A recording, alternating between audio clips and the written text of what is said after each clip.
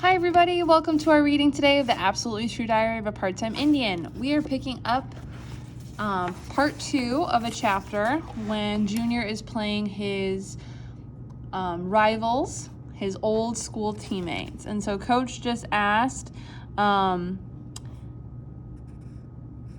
they have a secret weapon. And so that's where we left off. "We have Arnold Spirit," Coach said. "Me?" I asked. "Yes, you," Coach said. "You're starting tonight." "Really?" "Really. And you're going to guard Rowdy the whole game. He's your man. You have to stop him. If you stop him, we win this game. It's the only way we're going to win this game." Wow, I was absolutely stunned. Coach wanted me to guard Rowdy. Now, okay, I was a great shooter, but I wasn't a great defensive player. Not at all. There's no way I could stop Rowdy. I mean, if I had a basketball bat and bulldozer, maybe I could stop him. But without real weapons, without a pistol, a man-eating lion, or a vile bubonic plague, I had zero chance of competing directly with Rowdy. If I guarded him, he was going to score 70 points. "Coach," I said, "I'm really honored by this, but I don't think I can do it." He walked over to me, kneeled, and pushed his forehead against mine. Our eyes were like an inch apart. I could smell the cigarettes and chocolate on his breath. "You can do it," Coach said. Oh man, that sounded just like Eugene. He always shouted that during any game I ever played. It could be like a 3-legged sack race, and Gene would be all drunk and happy in the stands, and he'd be shouting out, "Junior, you can do it!" Yeah, that Eugene, he was a positive dude, even as an alcoholic who ended up getting shot in the face and killed. Jeez, what a sucky life. I was about to play the biggest basketball game of my life, and all I could think about was my dad's dead best friend. So many ghosts. "You can do it," Coach said again. He didn't shout it. He whispered it, like a prayer. And he kept whispering again, until the prayer turned into a song. And then, for some magical reason, I believed in him. Coach had become like the priest of basketball, and I was his follower. And I was going to follow him onto the court and shut down my best friend. I'd hope so. "I can do it," I said to Coach, to my teammates, to the world. "You can do it," Coach said. "I can do it. You can do it. I can do it." Do you understand how amazing it is to hear that from an adult? Do you know how amazing it is to hear that from anybody? It's one of the simplest sentences in the world. Just 4 words, but they're the 4 hugest words in the world when they're put together. You can do it. I can do it. Let's do it. We all screamed like maniacs as we ran out of the locker room and onto the basketball court, where 2,000 maniac fans were also screaming. The Reardon Band was rocking some Led Zeppelin.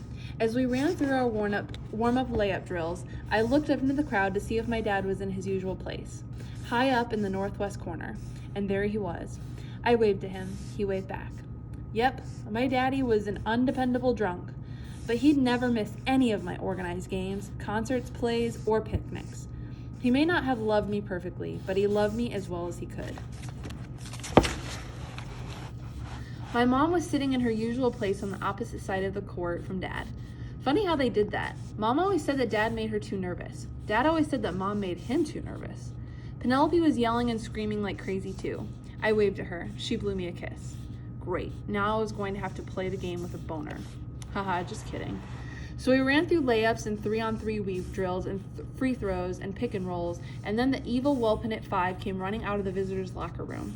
Man, you never heard such booing. Our crowd was as loud as a jet. They were just pitching the Welpinit players some serious crap. You want to know what it sounded like? It sounded like this. Boo!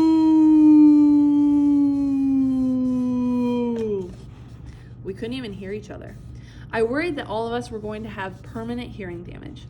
I kept glancing over at Welpinit as they ran their layup drills, and I noticed that Rowdy kept glancing over at us. At me. Rowdy and I pretended that we weren't looking at each other, but man, oh man, we were sending some serious hate signals across the gym. I mean, you have to love somebody that much to also hate them that much, too. Our captains, Roger and Jeff, ran out to the center circle to have the game talk with the refs. Then our band played the Star-Spangled Banner. And then our 5 starters, including me, ran out to the center circle to go to battle against Welpinit's 5. Rowdy smirked at me as I took my position next to him. "Wow," he said, "you guys must be desperate if you're starting." "I'm guarding you," I said. "What?" "I'm guarding you tonight."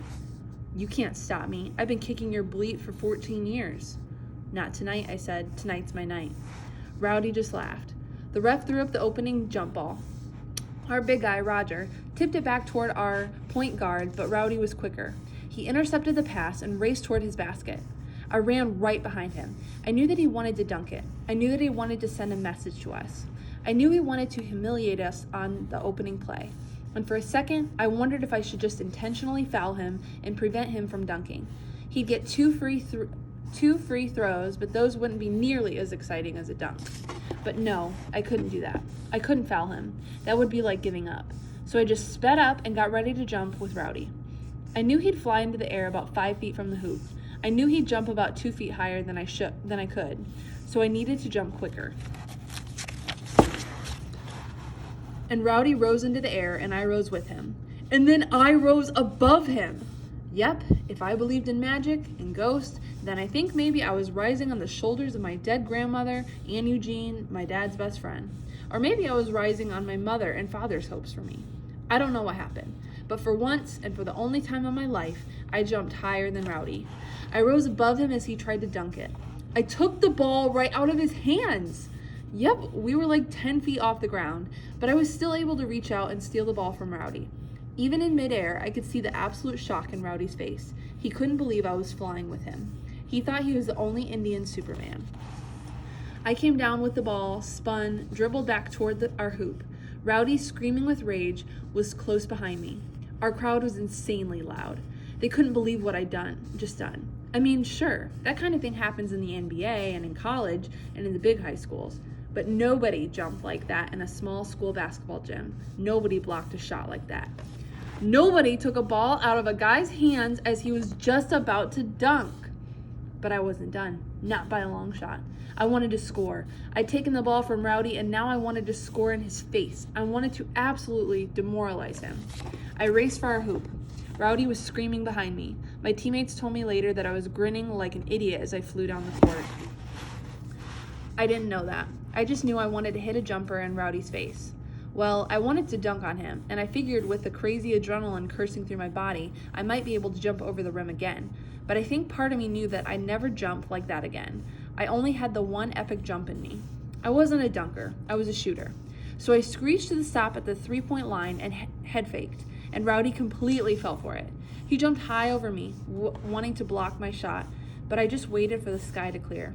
As Rowdy hovered over me, as he floated away, he looked at me. I looked at him. He knew he'd blown it. He knew he'd fallen for a little head fake. He knew he could do nothing to stop my jumper. He was sad, man. Way sad. So guess what I did? I stuck my tongue out at him, like I was Michael Jordan. I mocked him. And then I took my 3-pointer and buried it. Just swished that sucker. And the gym exploded. People wept. Really. My dad hugged the white guy next to him. Didn't even know him, but hugged and kissed him like they were brothers, you know? My mom fainted. Really. She just leaned over a bit, bumped against the white woman next to her, and was gone. She woke up 5 seconds later. People were up on their feet. They were high-fiving and hugging and dancing and singing. The school band played a song. Well, the band members were all confused and excited, so they played a song, sure. But each member of the band played a different song. My coach was jumping up and down and spinning in circles. My teammates were screaming my name.